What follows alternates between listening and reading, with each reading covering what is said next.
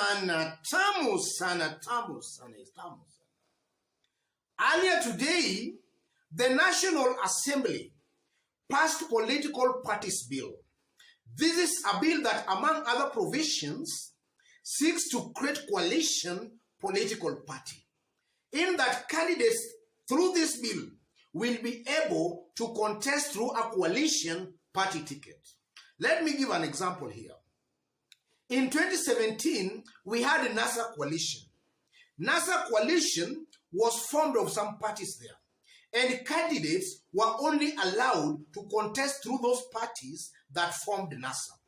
But through this bill, or rather with this bill, candidates will be able to contest through those small parties or directly through NASA coalition.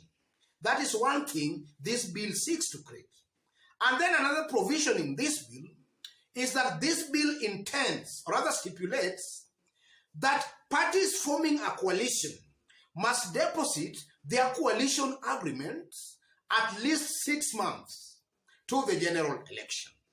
That is also a provision in this bill, and Tangatanga are really crying foul because of that.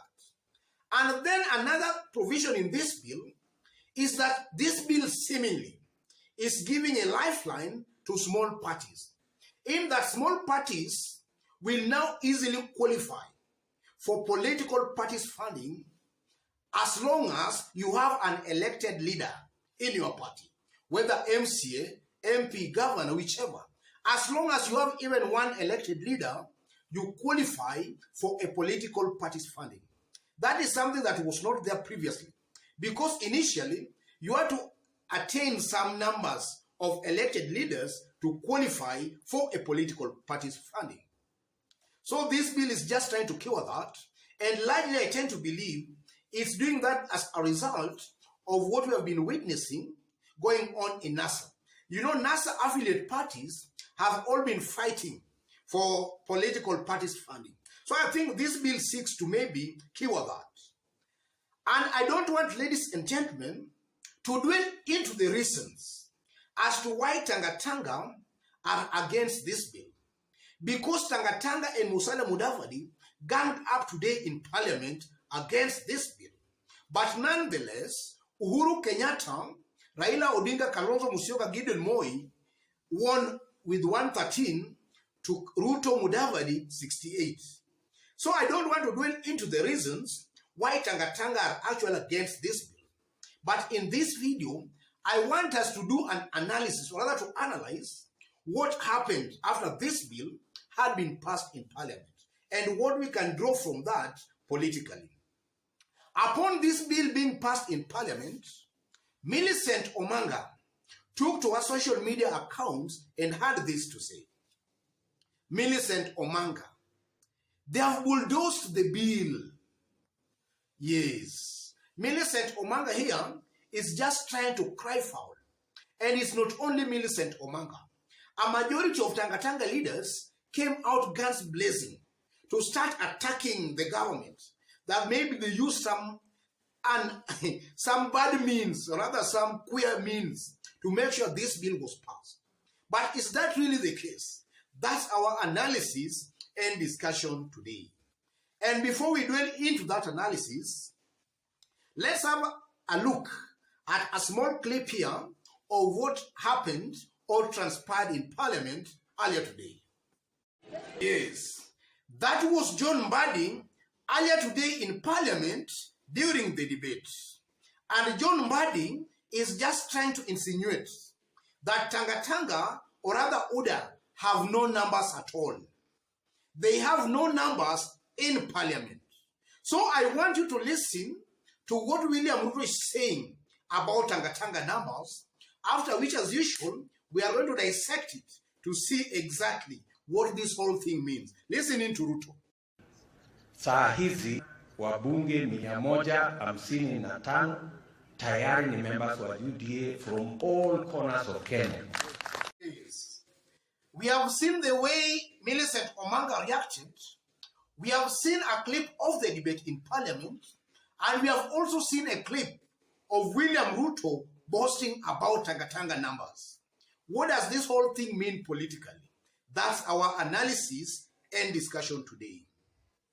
There are 5 meanings to all this drama that was witnessed today in Parliament. The first meaning, Tangatanga numbers are imaginary. They do not exist. And I'm saying that because for quite a long time now, we have been seeing Tangatanga boasting and other leaders boasting that they have numbers in Parliament. In fact, that's William Ruto boasting that they have 155 members of Parliament on their side. But these members of Parliament, when a serious issue is at hand, where numbers are now required, we are not seeing those numbers. In fact, today, William Ruto and Mudavadi joined hands, but still, they could only manage 68 members of Parliament. An indication that Tangatanga numbers are not real. These are imaginary numbers. These are just but lies. Yes. The second meaning, a combination of Mudavadi and Tangatanga cannot match the handshake team. And I'm saying they can't match the handshake team both in Parliament and also on the ground. And that was witnessed today. And I'm saying that because of this. If you look at Musalia Mudavadi, it's widely assumed that he has got some following in Western. That's the perception. But from where I sit, I tend to believe Musalia Mudavadi has got a very little following in the Mulembe nation, if any. Very little following. So even if you combine Mudavadi and Ruto in Parliament and on the ground, they cannot match the handshake team. That's something that also comes out very clearly.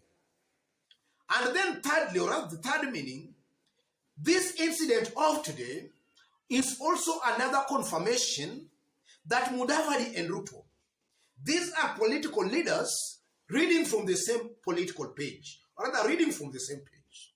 And it's just a matter of time, maybe, ladies and gentlemen, before that comes out clearly. And I've always opined in this YouTube channel, or rather I've always been stating, that the biggest political blunder Mudavadi will make in his political life is maybe to team up with William Ruto. He shall have messed and dug his political grave. And I've been giving reasons that I'll not dwell into in this video now. And then fourthly, from the way we saw the debate in Parliament today, it seems to appear that when push comes to a shove, then the likes of Kalonzo Musyoka will just cast their nets with the handshake team, Raila and Uhuru. Because Kalonzo Musyoka actually disagreed with Musalia Mudavadi and actually decided to support Uhuru Raila side against William Ruto Mudavadi side. So that also just explains that should push comes to a shove, Kalonzo should be counted in the handshake, or rather on the handshake team or other side. And then finally, this is also a clear indication and manifestation that Tangatanga, William Ruto, this is just an overrated entity, political entity, or William Ruto is also an overrated politician. They are being given some popularity they don't have. They are overrated, ladies and gentlemen. From 155 members of Parliament to just a mere 68.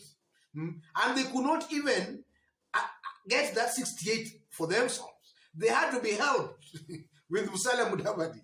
Otherwise, ladies and gentlemen, before I conclude, if you've just bumped here for the very first time, subscribe, give this video a like. If you are watching us outside Kenya and you are watching us for the very first time, kindly drop a comment, let us know from which part of the globe you are watching us from. Drop a comment, please, and if possible, subscribe, give this video a like. Give it a like, please. And to our fans and subscribers here, I'm very much humbled, very grateful for the kind of support you are giving me here. God bless you. God bless Kenya. Tamu sana, tamu sana.